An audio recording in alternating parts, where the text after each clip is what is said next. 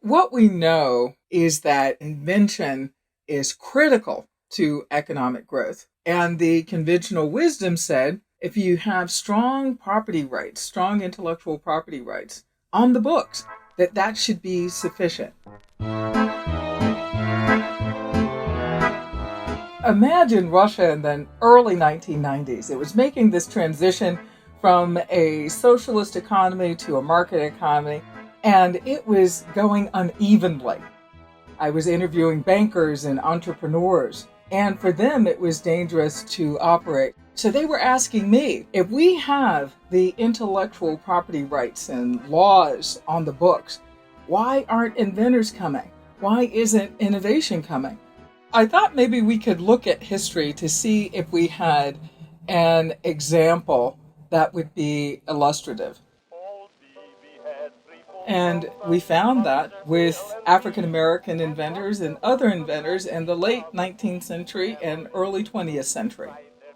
We had lots of African American inventors, and they were working on some of the same big ideas that other inventors in the US were working on. For example, the carbon filament for the light bulb that really made Edison's invention, the light bulb, go, or the traffic light, also the gas mask, something that turned out to be critical for fighting fires.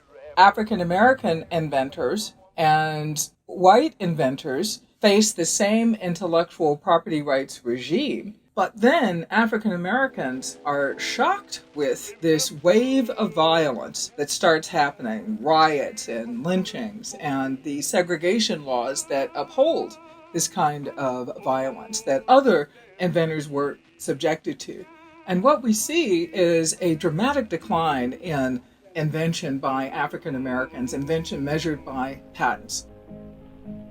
That's what we call an historical experiment because we have a control group, all the inventors who were not black, and then we have a treatment group, inventors who were black. And we see what happens when this takes place.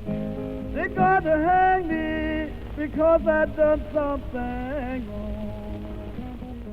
The kinds of violence that were visited on African Americans were devastating. The riots and lynchings, they destroyed entire communities. This is what's being reflected in the patent data. And we have a way to look at the sequencing of these riots and lynchings and then say what the effect is on patenting and innovation. The conventional wisdom suggested that intellectual property rights would be enough, that if their ideas were protected, that would be enough. But what we find is that the environment in which these ideas are flowing and they're getting produced also needs to be protected. So that means personal security. That means that contracts have to be enforced.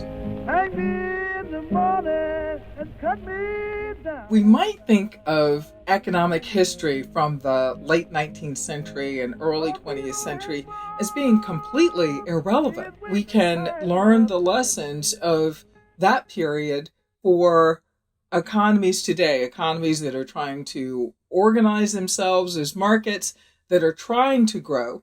They can learn from this small slice of history that has big implications for all economies. We sometimes have to challenge the ideas or how broadly applicable those ideas are to say that maybe there's a caveat. Maybe there is something else we need to learn about how theory is applied.